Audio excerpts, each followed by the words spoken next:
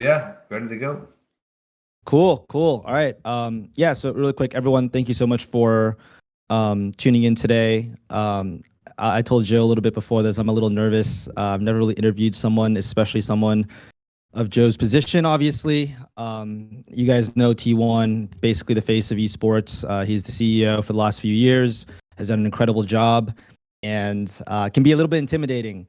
So, I will do my best. So, Joe, thank you so much for being here today. Cool. I mean, let's just kind of hop right into it. The first question really is, why don't you just start by telling us a little bit about yourself, and we can go from there. Yeah, sure. I was born on a rainy. No, I'm just kidding. No, So, please. Yeah.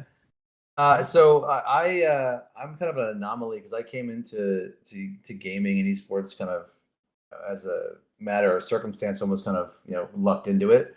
I interned at Comcast and then kind of never left. I've never really had a job interview. I just kind of moved around through the company and kind of worked my way up. And I was there since 2005, and then in late 2017, we got into gaming with the Overwatch League when we bought the Philadelphia Fusion. We were the last team kind of into that inaugural season, and seeing how I was probably the youngest guy on the floor by 25 years, they were kind of like, "Hey, go buy this video game, play it, tell us what we bought." And I started that's how I kind of got into gaming. I was working directly with Tucker Roberts, who was the president of Spectacor Gaming, still is. And initially all we had was an Overwatch League team and kind of a small whiteboard of what we wanted to do with it. And you know our our first season there was 2018. My first trip with Tucker to Korea was in March of 2018, and I remember sitting at the hotel at breakfast and kind of going over the roadmap of how we wanted to expand in gaming. And for us, it was we want to get into League of Legends in Korea because Korea was the best players, biggest market that was unfranchised.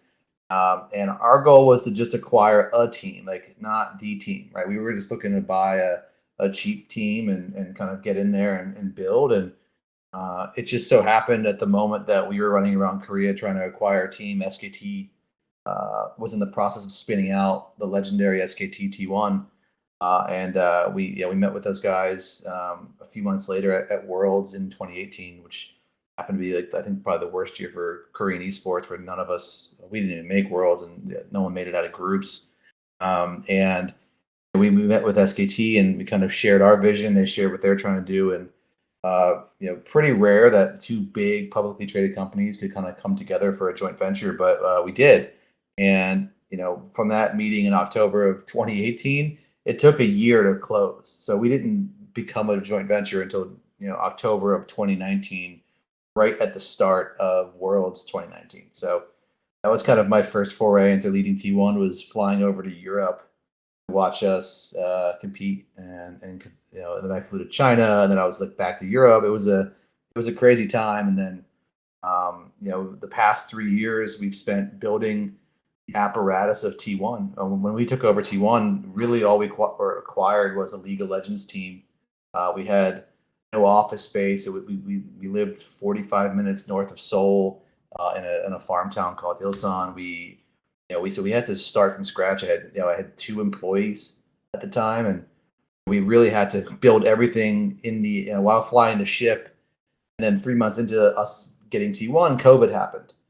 Now we're building everything remotely in COVID, and I think we did a pretty good job. We stood up a variety of new businesses. We launched a merchandise line. We launched a sponsorship and partnership program.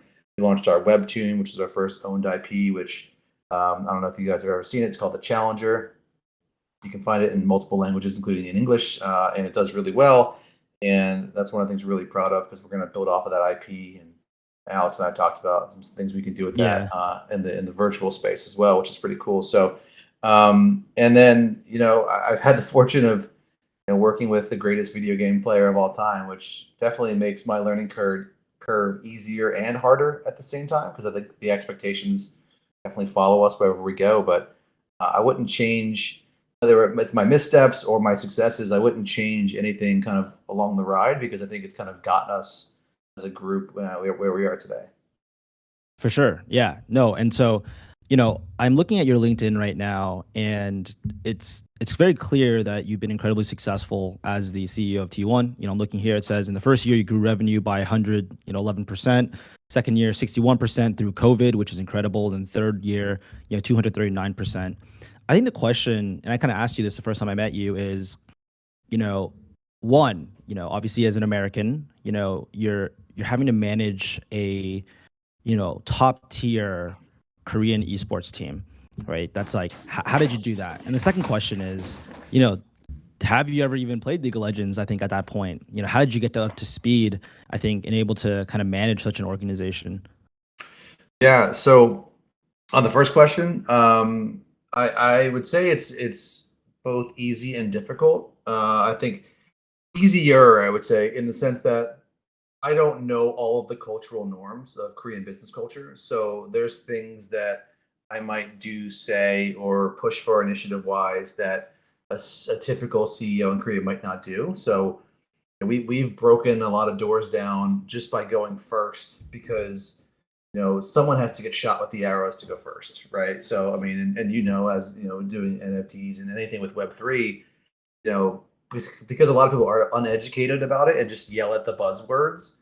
You have to do a really tough time of educating the market. So for us, doing content at the scale we were doing that in Korea, having partnerships and doing activations, that was all new. When we got to Korea, sponsors were used to paying in kind goods. Like, hey, I'll give you some free keyboards, no cash. And we've kind of reset the market for a lot of the teams, especially the ones that have fandom, to generate these cash deals, which I think we don't get enough credit for. Nor am I looking for it, but we had to do a lot of the heavy lifting early on and kind of show the other teams the blueprint. And now, if you look at what the other teams are doing, it looks eerily similar to kind of what we've been doing the past few years, and I take that as a compliment. And what was your second question? Sorry, It was wait, let's see. The first question was, obviously managing it as an American. Yeah. Second one is, have you played League of Legends before? Oh yeah, Becoming yeah. the CEO of T1? Yeah. Yeah, no, dude, I was a console gamer, so like I couldn't afford growing up like a PC, and we didn't have there's no PC bongs in like America, like where I lived in the Philadelphia suburbs. So I was a console player, never played League until I got the job. One of the benefits, and I'm sitting using all my free gear right now, is you get PC partners and monitor sponsors. So I'm sitting here with my gigantic Samsung Odyssey monitor, the G9, that's massive, and I have my free PC. So I didn't play League until I became CEO of T1. Quickly realized that I'm absolute trash at League. And there's video documentation of me on the solo server, like when I was streaming in Korea. I think I died. I was 0, 16, and 1. I was playing bot lane. And I remember having a conversation pretty early on with Faker and Teddy at the time, who was our AD carry. I was like, look, like, I just want to be serviceable. Like, what can I do, to get better? And Faker was just like, hey, like, farm and don't die. Like, okay. And like, yeah, that's easier said than done. So I guess like but what I got okay, go ahead. So the way I got educated on League, and I definitely believe in like the 10,000 hour practice and that kind of theory. I watch scrims every day during the season. So I've now had 3 years of 6 hours a day, 6 days a week of games and scrims, right? So that's how I learned League of Legends. Yeah, I may not be good at playing it, but at least I understand all the concepts, what we're trying to do, the math behind it. I'll never be like I've seen the conversations with the kids like where Baker's talking about itemization and in League. For those of you that play, know it's a giant math problem, right? It's this complex math, and Faker was going through timers and damage and boosting of like what each thing could do if the way you build things, and like rapidly off the top of his head, like knowing all the numbers. Like that's what it takes to be a high level League of Legends player. So I can understand the concepts. I can understand what we're trying to build, like following along, seeing like what the meta is, how it's shifting, what we're trying to accomplish. I think that's what makes someone like Carrier so special, is that he's playing, chess when he's playing there because he's 5 steps ahead, because he can kind of see the whole map. And I think that's really, really important. But yeah, that's how I learned. I suck at League. I play Valorant a lot right now. I'm a silver 2. But yeah, league, I've hung up my league skills because it's so painful. And then the worst is when I'm getting flamed in game by someone whose name is like T1 Johnny. I'm like, you're a T1 fan? He's like, oh hell yeah. I'm like, really? And he's like, you're trash. I'm like, yes, Johnny, I am trash. But you if you only knew, sir. Yeah. Got it. No, I certainly feel that. So switching gears a little bit, as head of, obviously one of the top esports, if not the top esports venture today, I think what would you say are some of the key factors that you attribute to the continued success of T1? I think just building the solid foundation of the company and having a large fandom that you kind of can bounce things off of. For all the faults that people try to put on, fans and our fans and fans in Korea in general, they're some of the best in the world. And we're fortunate to have the lion's share of it in Korea and Southeast Asia. We're the most popular foreign team in China, and we do pretty well in the West. And I think obviously Faker is a huge part of that. But I think having that fandom allows us to take some risks and do some cool stuff. We've always been pretty hesitant to get into NFT space with our league team, just because of the backlash you've seen other teams have gone through. Because personally, I don't think the way things were launched was probably the best. I think they tried to force it and did a cash grab, probably, in my opinion. But we were always hesitant. We wanted to make sure that if we're going to do something, we do it the right way and do it for the building part of it, and not just a quick grab and go. And I think if you have a good foundation, you have to branch out from just being a game team owner. There's no profitability in just owning game teams. That's why you see a lot of the teams diversify what their businesses are. Whether they have agency businesses or they have tech companies, media houses. Like, everyone's kind of diversifying what they're doing. Some do great on the content and merch side. So really kind of doing that as a kind of a pillar in and around what you're doing with the team side of the business, super important for sustainability. And I think with esports winter kind of happening right now, you're going to see a lot of small teams either fold or consolidate with each other to survive, because the player salaries have been outpacing a lot of the team's revenue streams. And it's only sustainable for so long before kind of the market collapses on itself. Got it. Yeah, no, thanks for that. And this kind of branches off into the next question from one of our members, J. Rop. He talks about, what is any insight you can give around the current and future plans for T1? So you kind of already alluded to it. So I think what would be really interesting for the audience is understanding, as an esports org, I mean, how do you guys make money? How do you guys sustain yourselves? If you can you don't have to give obviously exact percentages, but what's the general breakdown of where revenue streams come from? Yeah, I mean, I think it obviously varies from team to team, but for us, you talk about sponsorships and partnerships. You look at merchandise. We have media rights deals for streaming. We have an academy business that's really successful in Seoul, that kids come and learn with two different courses: Path to Pro, which is us scouting the top 14 and 15-year-olds coming through the system and then signing them to our teams, or Path to Improvement, which is something that I could use. I actually did the beta class for Path to Improvement, and I would like to say that I did not lose my lane during that class. But I also had individual coaching during my session, whereas everyone just had the general coaching. I had a coach basically telling me where to move to at all times. But we do that. A lot of people, you're able to kind of transfer players. The transfer market for players is a big opportunity. And then, we've had some success doing stuff in and around, Web3. We bought some land in the sandbox. We've done nothing with it, but we have some land. So it's kind of like a real estate play at this point until their features get up and running. And then we did a small NFT deal back in the day with Swappable with our Dota team, just as a weather balloon to see if there'd be any pushback. There wasn't.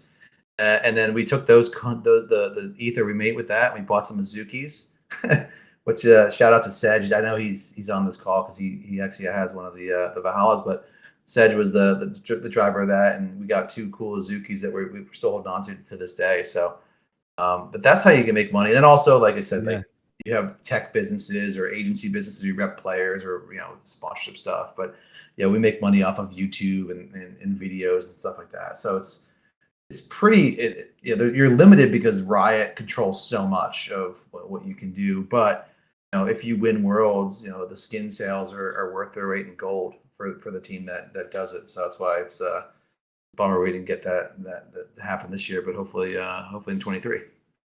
Yeah, like the kind of, well, we won't talk about worlds just yet. We'll move into that, but let's move on to some player-specific questions. So this is from Elgriff. What has and everyone wants to know this, but what has your experience been managing players like Faker?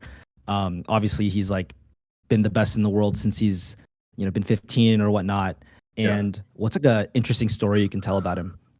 Well, he's my boss too, right? You think about it in that aspect. Like it's kind of rare that your star player is also an owner of your company, right? And a significant owner. So, I think Faker in my relationship, it's definitely family driven. I made it a core part of my time there to really develop that relationship because I know how important it is.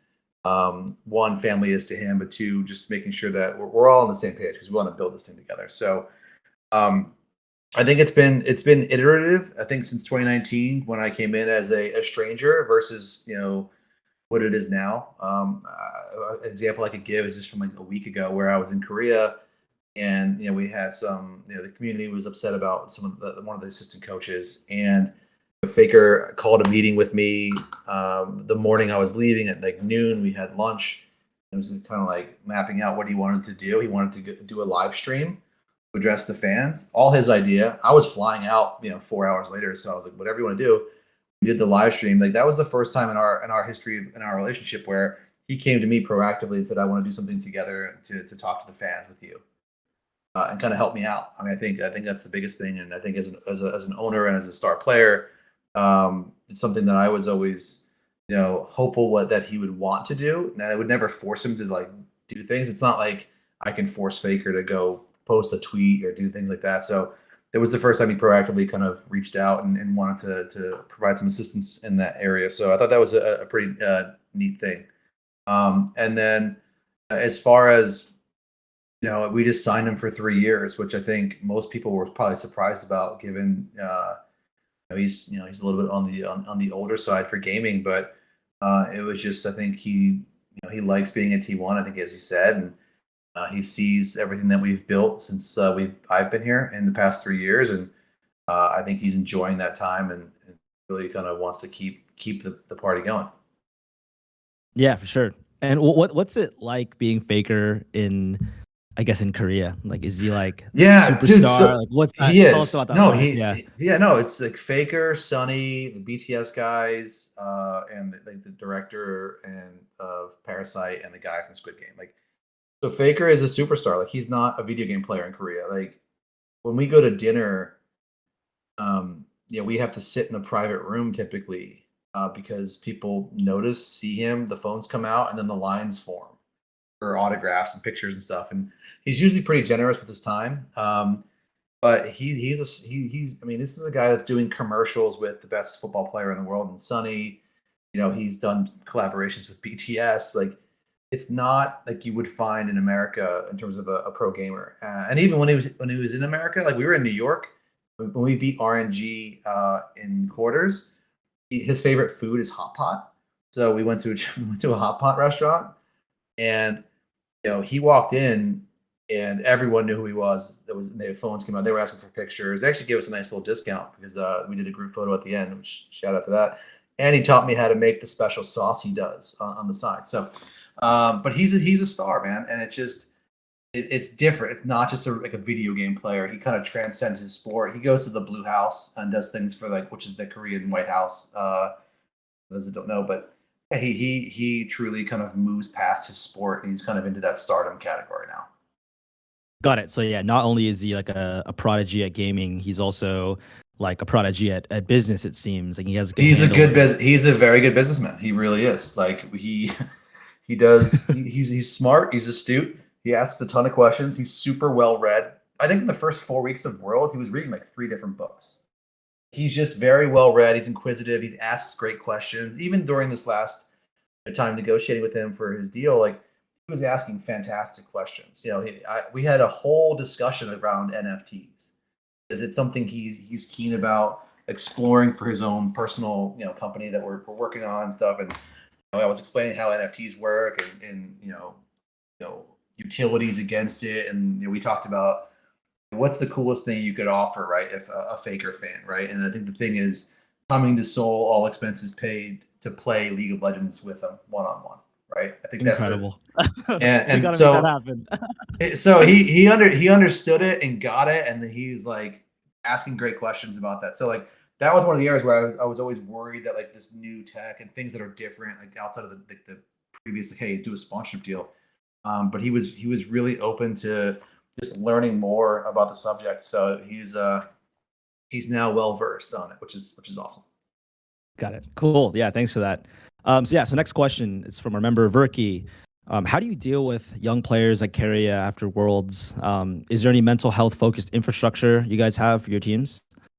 Yeah. So one of the things I put into place, which is I guess it's taboo in Korea, like it wasn't really, mental health is a touchy subject where you don't really talk about it. Like a lot of it's always, hey, why don't you work harder? And that's not the answer.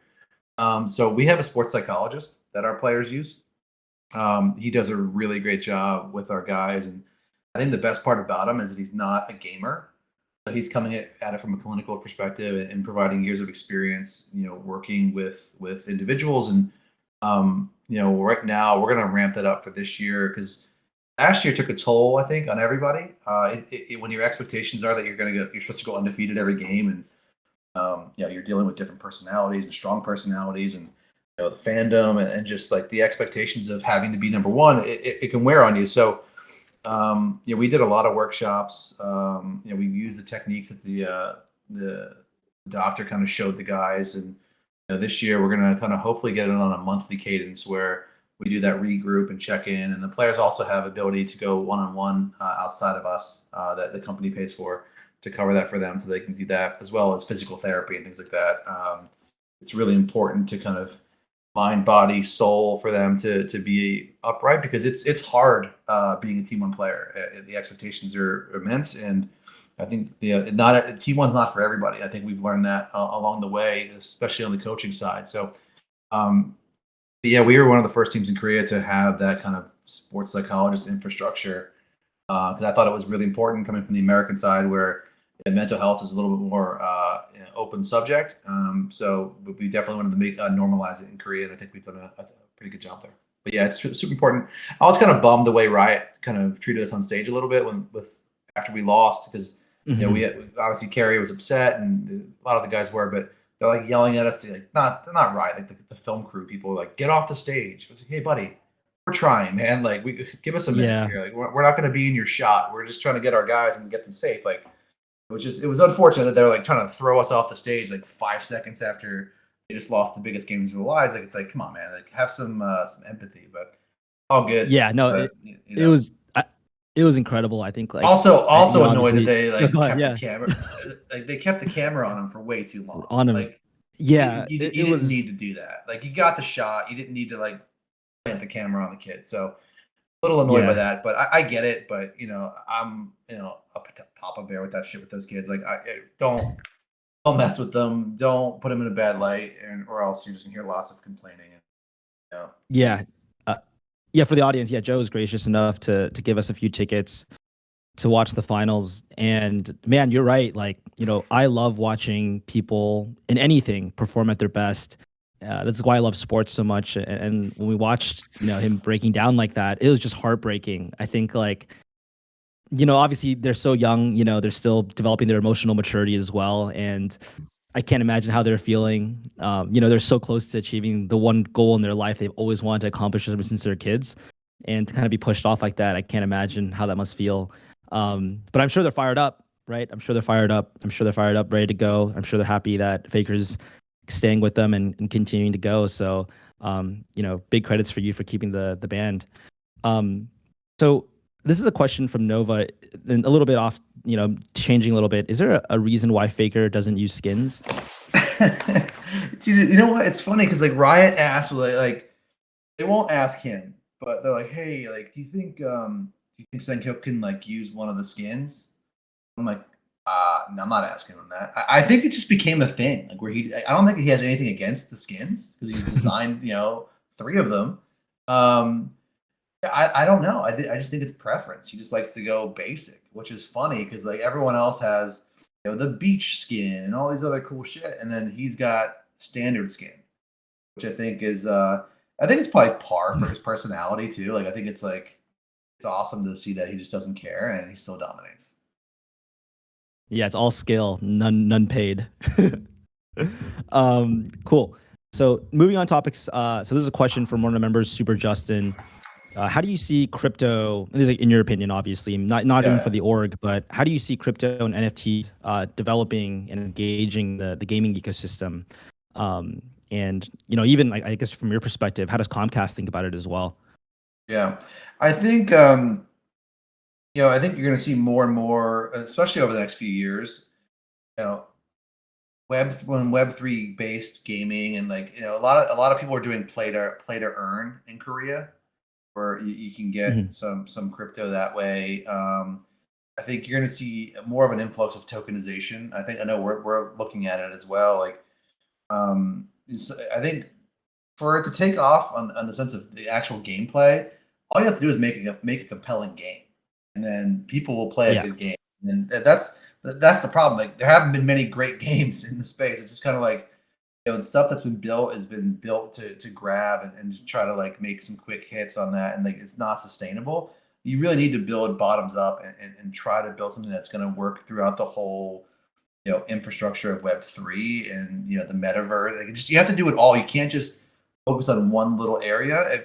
You don't have to do it all at once, but there needs to be some connectivity so you can take the things out of that universe and move it to your wallet, do something different, like sell it, be able to have in-game items that you can monetize against. So, but I think you're going to see more and more of the embrace of it, especially I think with the publishers. I think that's the biggest thing we're waiting on is that once the publishers embrace it, I think the LCK, to their credit, is looking at opportunities right now, which they're calling like I don't know, like some fake word, like it's like trading cards or whatever. But it's really it's NFTs. like, Mhm. but like they're not using the word right, and Yeah. whatever. I get it. Like the fight you have to have because it takes time and effort to educate people. So like if they want to use a different word for it, fine. But like that's what it is.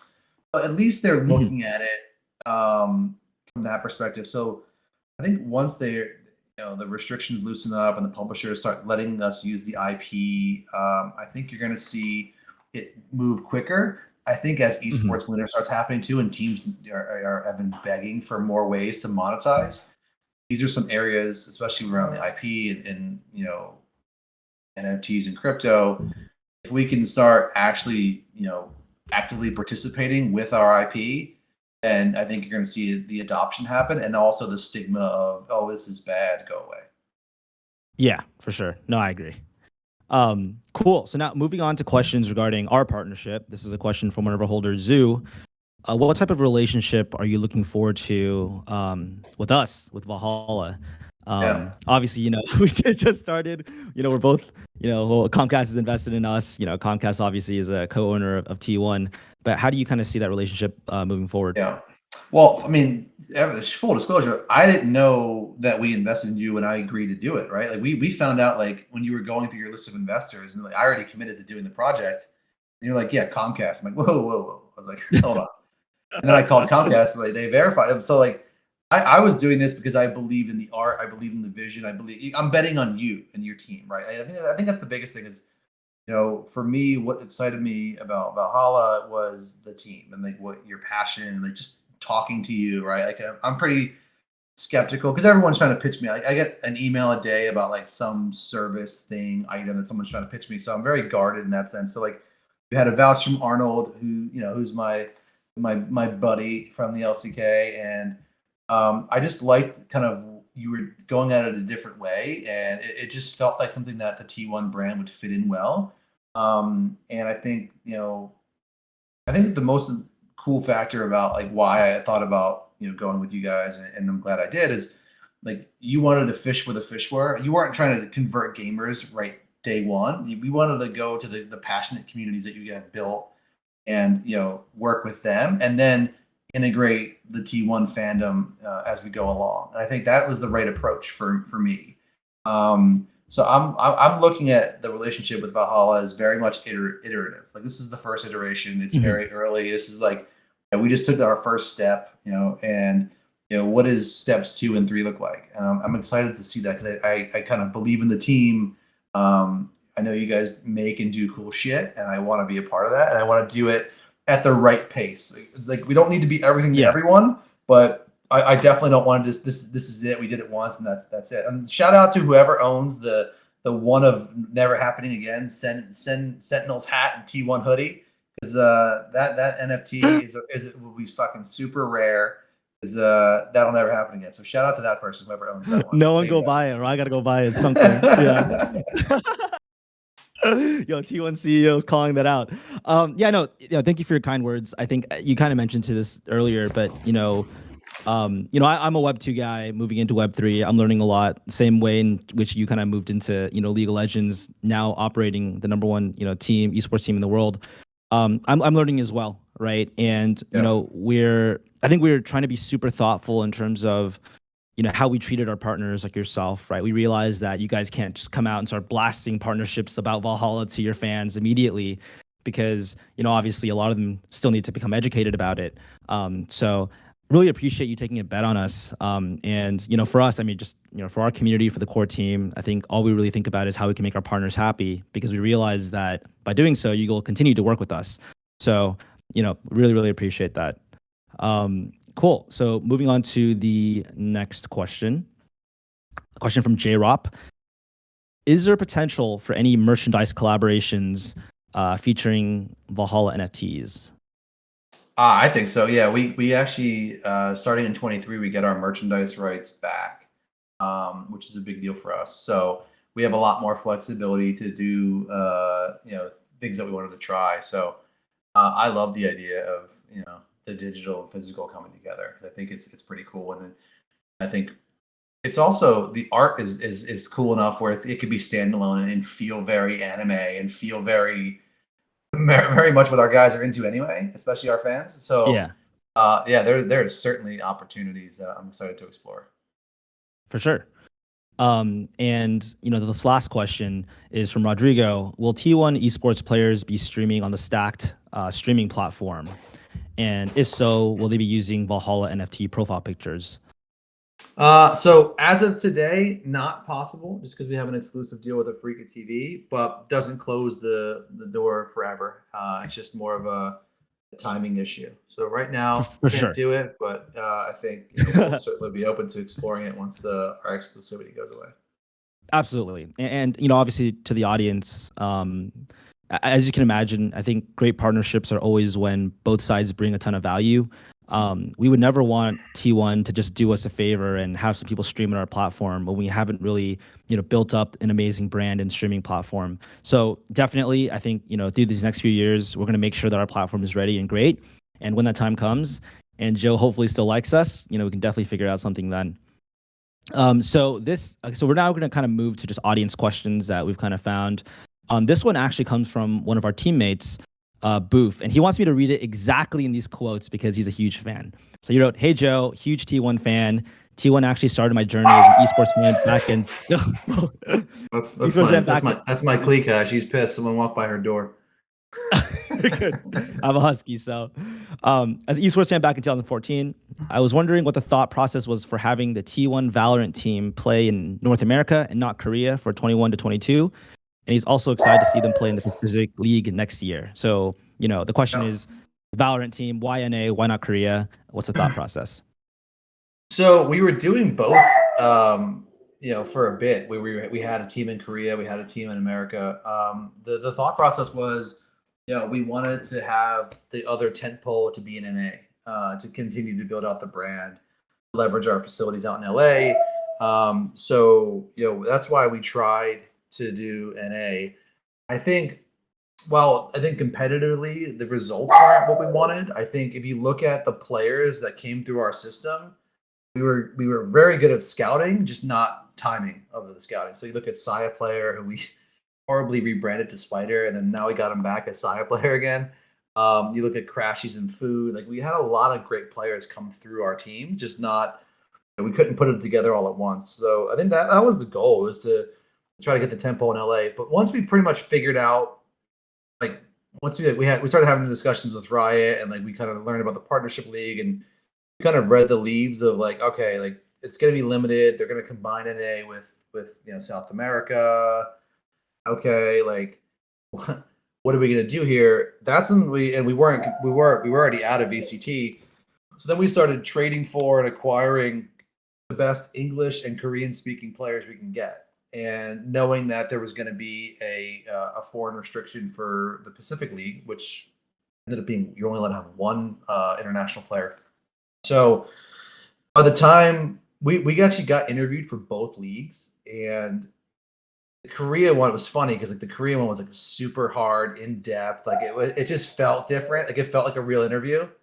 And when I got to the NA interview, like I joked with them, I was like, "Hey guys, like I appreciate the courtesy interview," because I knew what it was, right? Like at that point, like Mhm.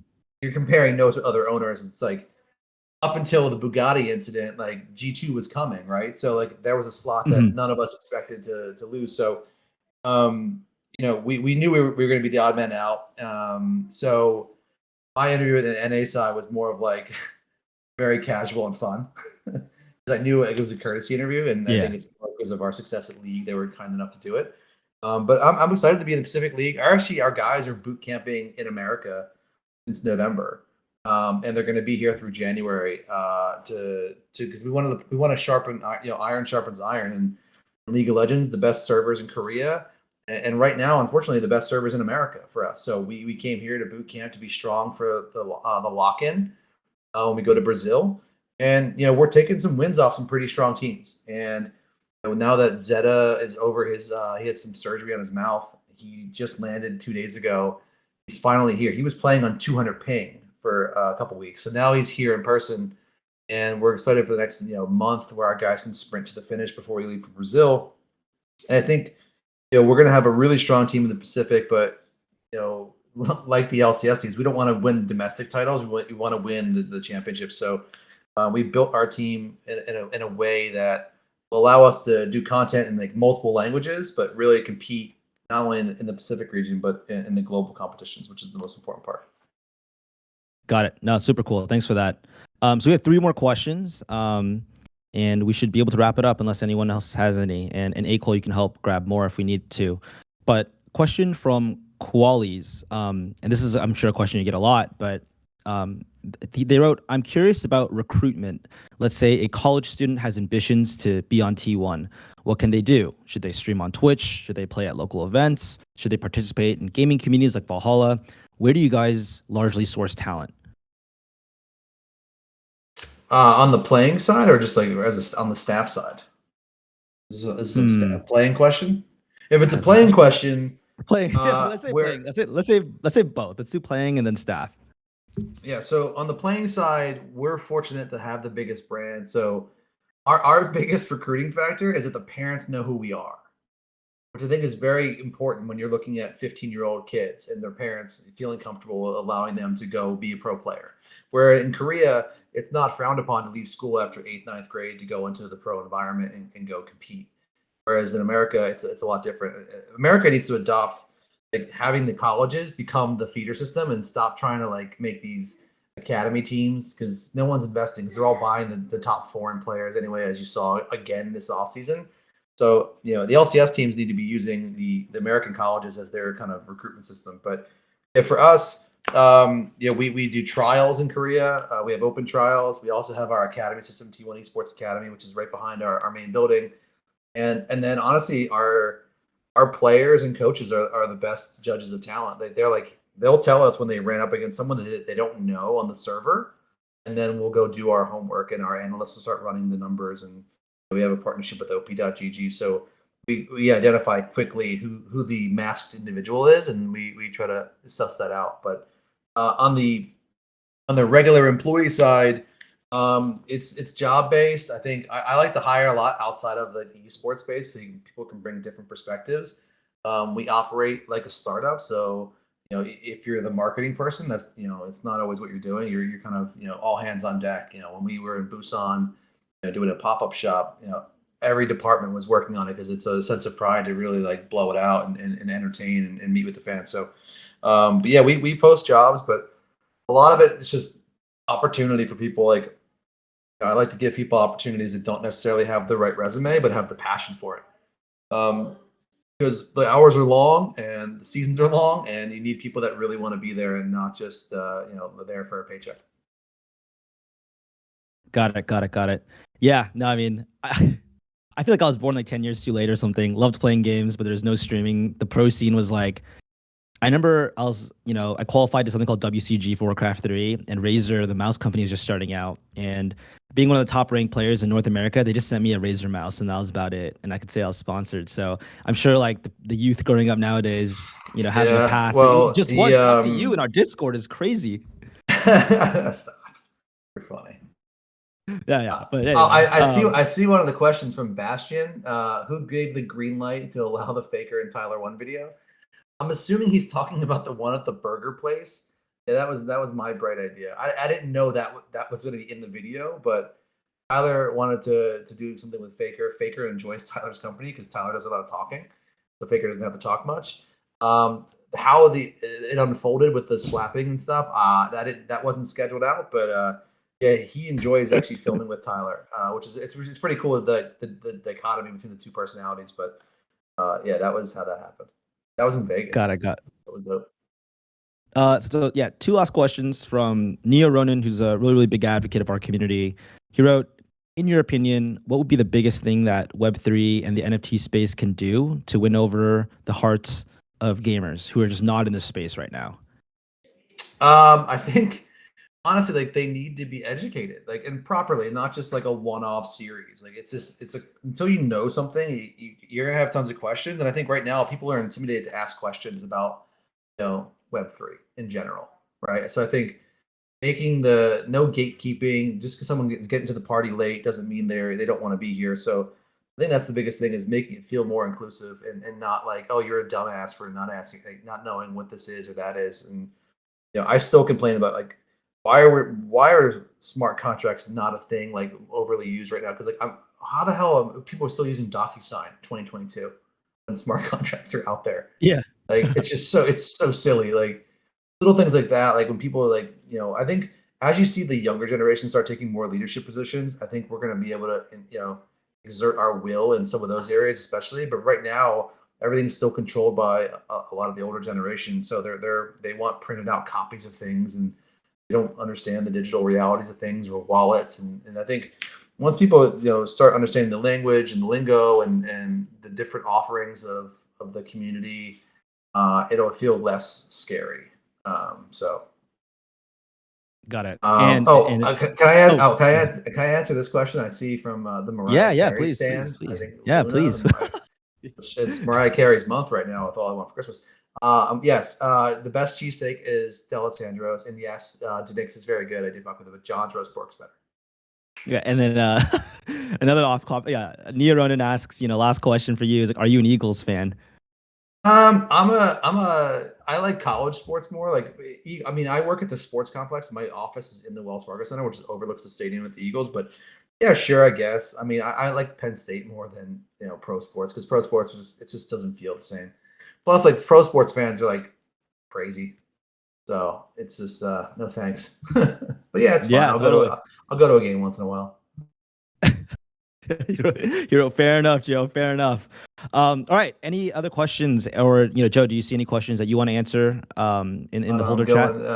I'm going. We can, You don't have an official. Wait, there's not an official rarity ranking. Yeah, you have to get that. I was like searching OpenSea today to see which one's like the most rare.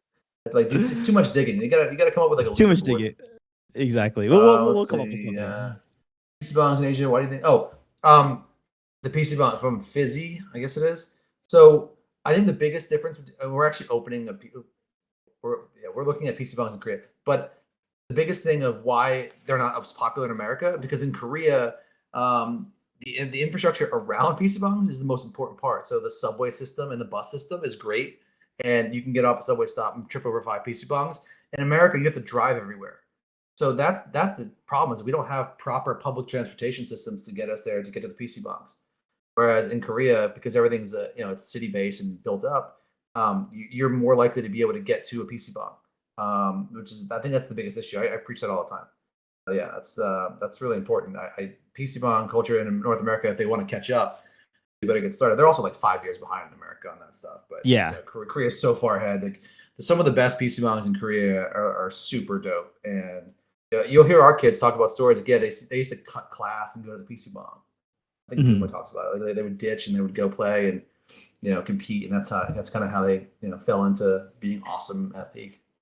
Yeah, no, I was talking to Arnold, and again, for everyone, Arnold, the CEO of Gen G, was the one that actually introduced me to Joe. So, very lucky to have that relationship. But yeah, I asked him about this, and he was saying that, like, in the U.S. we have basketball courts, we have soccer fields and everything like that. But in Korea, it's like the PC bong is like their basketball court. It is their way out of like whatever unfortunate circumstances they may be economically. So that's kind of why it's competitive. Like, would you agree? Like, why do you think? I think the best players seemingly almost always come out of Asia, at least in the current standpoint with League. Because they've had access to $3,000 PCs since they were 6 years old, right? Like I just got done telling you, like I didn't have a PC until I was in my 30s, right? Like a gaming one, right? So like you said, there's basketball courts everywhere. All you need is a ball. There's a hoop somewhere. A baseball, same thing. Like you don't. The cost of equipment is way cheaper. That's why you see a lot of countries over in Southeast Asia play soccer or cricket. With gaming, you need proper internet. You need proper PCs, and if you don't have that, it's going to be a shit experience. With that's why they're so far ahead in Korea, because they've been playing computer games at a high level since they were super young. So imagine getting all those reps for this many years versus someone that's in North America that's coming into it at 14, 15, 16, and you're competing with someone that's been doing it since they were 6. I think that's the biggest difference. And that's why I believe so much in mobile gaming. That's why I want to get into mobile gaming in like India. There's 400 million users because everyone has a phone in their pocket, and mobile gaming is like taking over. It's going to surpass PCs if it already hasn't, but that's why mobile games is going to be the wave in the next like 18 months. Are you guys going to open, let's say, a mobile gaming? Have you guys thought about that, like a mobile gaming team internationally, whether it's China, Southeast Asia, Latin America? I mean, which games? Free Fire or which games? Yeah, PUBG Mobile. I looked at a bunch of them. I think I would only put them in Indonesia, China, or India for mobile gaming. My heart of hearts, if I could ever get a Call of Duty team, not Call of Duty, a Counter-Strike team, it would be in Brazil. I want it, but like we're so late to the party, we're gonna overpay for like the 10th place roster. So like that's the only reason we haven't jumped in. I'm hoping that like maybe like one day a team will just want to do like a joint team together and we can just get into Counter-Strike, because Counter-Strike's the most fun game to watch. But we're so late to the party. I don't like being like not first or like competing. So yeah. Be frustrating. So yeah, that's what we're thinking about. But for now, we're strictly focused on League and Valorant. I see Not Shu asked a question: are we getting T1 Val content? Yeah, so Val's gonna have like a locker room style series, like League of Legends guys. You're gonna see more streaming content from them. You'll see short form TikToks and that stuff. We're having a team in Brazil follow us and have content. So yeah, they'll get the same treatment the League guys do. They'll have a wrap-up show where they're driving home from the stadium, and yeah, we're definitely gonna be featuring them in content. And because Saya player speaks Japanese as well, we'll be doing some content in Japanese as well, and really kind of exploring that. Cool. Joe, I think it's good if we cut it here. Thank you so much for your time. The chat was going wild. I think everyone's just incredibly excited to hear from you, to be honest. I think like this is just such an incredible experience to kind of hear from your, because I remember when I first met you, it was just like mind-blowing to hear, I think, your journey. There's so many kind of odd things, like you're managing international team, you never played League before, yet you're performing. Okay, we want one last question. Joe, I don't know if you've actually gone through them, but which Valhalla type is your favorite? So we have humans, we have mechs. You are a human. We have mechs. We have toxic characters, and then we have the grails, right? Like the eternals and the demons. I don't know if you looked at all of them, but which one's your favorite? I actually like the human ones, only because I think the realism is cool when you can. It just feels fun to have that. Although the mechs are pretty cool. I mean, I don't know. The one you gave me, I'm partial to that one just because it looks dope and has cool hair. Yeah. But yeah, there's I don't know. I have to explore them more deeply, but the mechs are cool too. But you guys did a great job. You should be very, very proud. Thank you. Yeah, thank you so much. Except for the Cool, Joe. Sentinels hat and What? T1 hoodie, like that one should be like ethered away and like You did it. never, Yeah. never. I sent it to you. I was like, I thought you were I gotta messing buy with me. this right now. I was like, what the hell is this thing? I was like, how did it get out Dude. into the world? Guys, confirmed. If you go buy that NFT and you tweet at Joe, you will trigger him and he will respond. So make sure you go and get that one. Cool. At least it's like not a JDG hat. Like that would be worse if it was like T1 JDG. Yeah. And the only thing worse than that would be anything with T1 Gen G. They can't. Oh no. Yeah, Arnold. Yeah. You can't. Arnold's like, can't can you do make that. that one for me? And it's like, no, Arnold, we can't. No. Cool. All right, Joe. Thank you so much for your time. This is phenomenal. Your time is important, and we really value it. Thank you so much for coming up here. Yeah, thanks for having me. I'm starting to be part of the community. Great. Thanks, Likewise. everybody. And thank you. Thank you so much. All right, Bye-bye. later. Bye.